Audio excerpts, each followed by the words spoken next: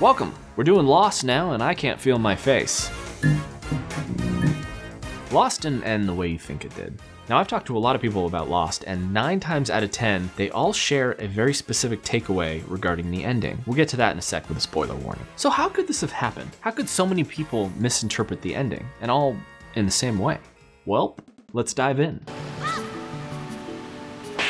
Lost isn't perfect by any stretch Armstrong of the imagination. I have no problem admitting that. But Lost has a special place in my heart. Now we're used to TV having movie quality writing and production value, but back then we didn't really have that. Lost was sort of the first of its kind. I mean, it started in 2004. It's 20 years old now. It was the first time a TV show made me feel such a sense of wonder and curiosity about a fictional world. And it changed my brain chemistry. It changed how I think about writing and filmmaking in general. My relationship with Lost was, as I'm sure it was with many of you, abusive. It was a real "don't take him away, officer, it was my fault, I slipped, I'm clumsy, I'm so clumsy" kind of relationship. But when criticizing a show, I feel like it's only fair that you at least understand how the whole thing, ended.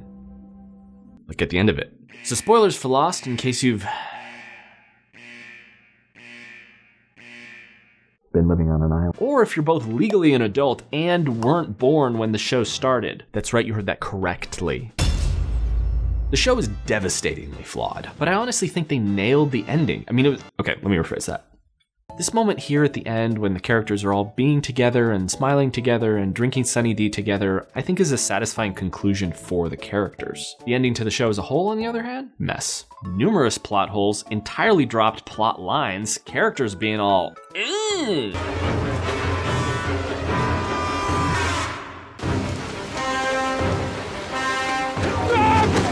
The biggest problem, IMO, is that the explanations that they did give just couldn't live up to the wild theories we had in our heads. For example, in here.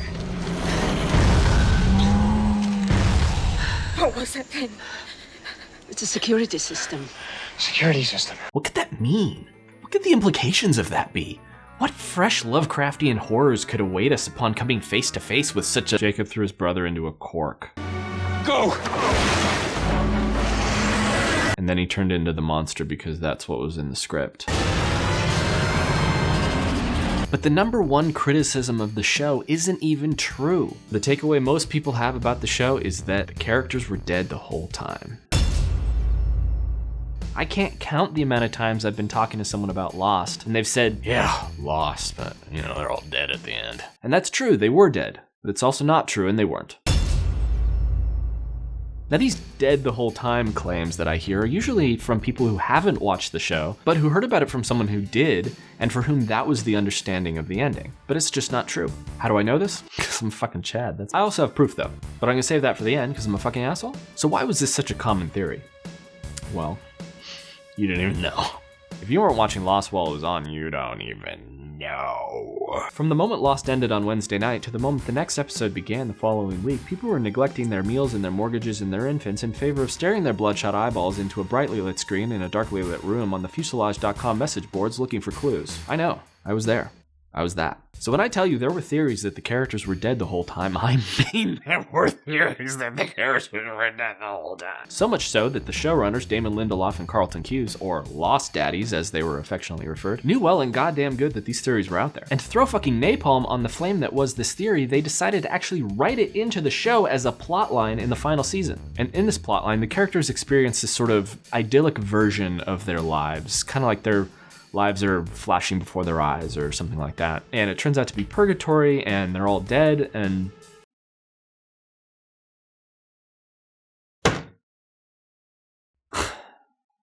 pretty much clinches it, don't it?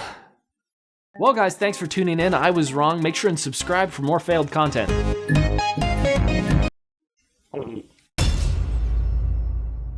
Well, I think of a way to write myself out of that little corner. Let's talk about a little episode called Ab Aeterno, or Ab Aeterno. So there's this little boy named Richard, except he's not a little boy, he only looks like one. He's actually fucking ancient because he lives forever. See, the thing about Richard is that, okay, so my producer's looking at me like she has or will eat my firstborn child. Probably means she wants me to rein in the tangents. So anyway, important thing is, Richard says this at the top of the episode. You want to know a secret, Jack? something I've known a long, long time.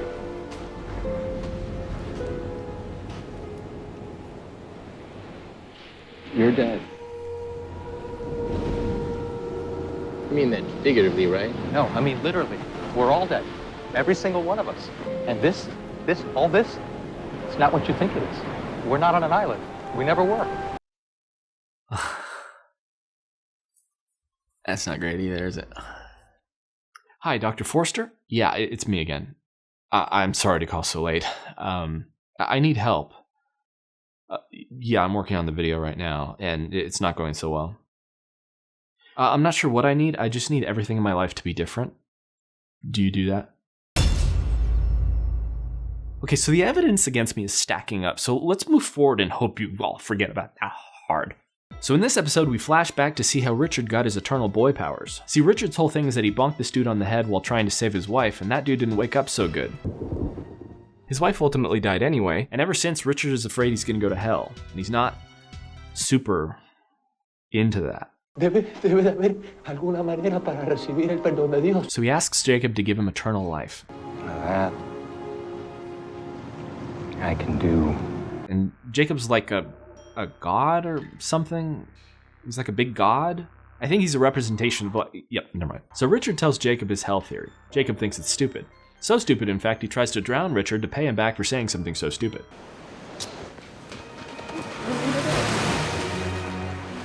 You think you're dead? Stop!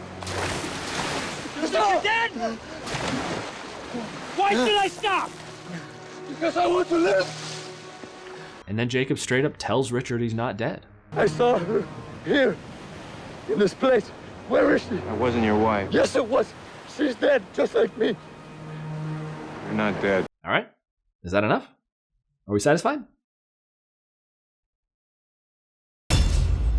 And Richard believes him, but back in the present, Richard starts to doubt Jacob hard. And this is because when him and Ben were in the base of the giant statue, you know what? Again, let's not. I got things to do. I got a life. I got reservations at Taco Bell after this. Let's move on. So as a result of his doubt, Richard tries to track down the MIB, who made him an offer back in the past to essentially switch sides from good to evil. That's literally as simple as I can describe that while getting out of here before dawn. But before any of that crap can happen, Hurley shows up being all, Your wife sent me!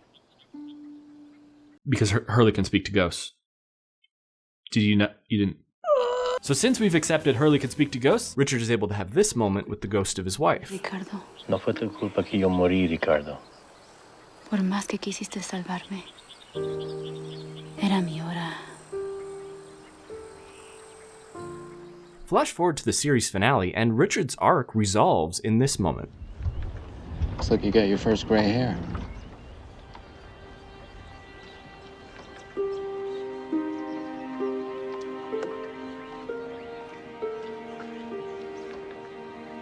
What are you smiling about? I think I just realized I want to live. And so that's that. The Lost Daddies are clearly aware of how prevalent these theories are that the island is the afterlife. And this is their way of telling us, respectfully, nuh-uh. You're still not satisfied, are you? It's never enough for you, is it?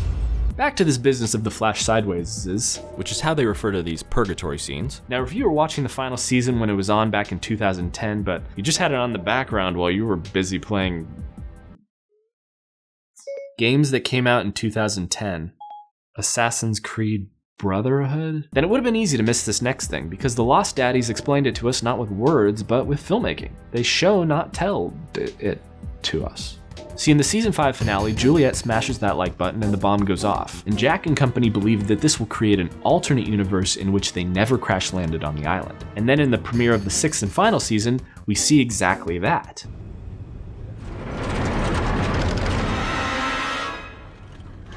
Looks like we made it. Yeah. But as the season goes on, we find out that this was nothing more than a misdirect, or as I like to call it, a nuh-uh.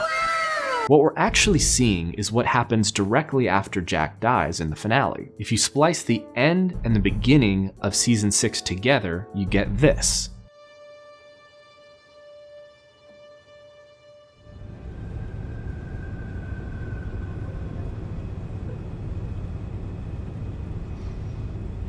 But if Jack dies at the end of the show, then how could he have been dead the whole time he was on the island? So from this moment on, essentially, anytime we see the characters off the island, we're in purgatory.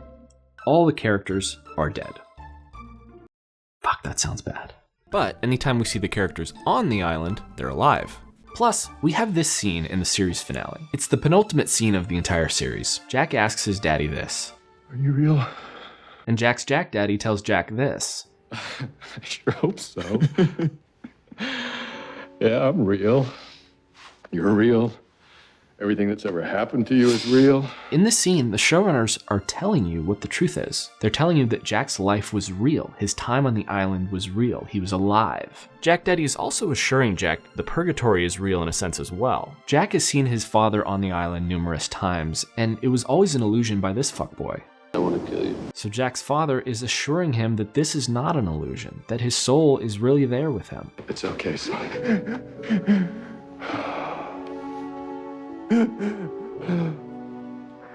Now, to be fair, that whole bit is conjecture. It's how I read the scene, but I'm sure it's enough for you to be satisfied. It's not enough. You need more. Well then, here's that proof I promised you at the top of the video. I'd hoped you'd forget I promised you that, but no, you remembered. All of the things that just happened didn't really mean anything. They kind of didn't happen. What do you mean they didn't happen? It was like, it didn't matter. Right. Well, because it wasn't real.